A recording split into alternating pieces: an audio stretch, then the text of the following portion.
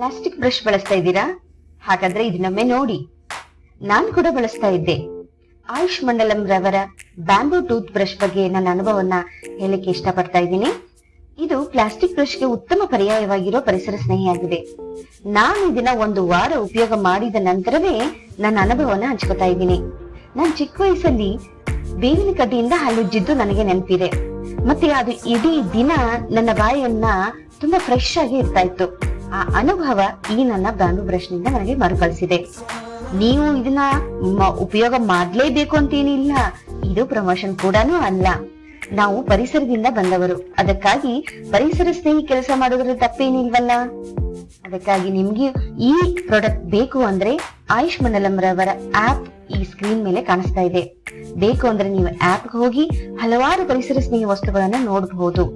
ಇಂತಹ ಇನ್ನೂ ಹೆಚ್ಚು ನೈಸರ್ಗಿಕ ಉತ್ಪನ್ನಗಳ ಬಗ್ಗೆ ಹೆಚ್ಚಾಗಿ ತಿಳಿಯಲು ಮತ್ತು ಅದರ ಉಪಯೋಗವನ್ನ ತಿಳಿಯಲು ಶಕುಂತಲಾ ಸ್ಪೀಕ್ಸ್ ಅನ್ನ ಫಾಲೋ ಮಾಡಿ ಮತ್ತು ಸಬ್ಸ್ಕ್ರೈಬ್ ಮಾಡೋದನ್ನ ಮರಿಬೇಡಿ.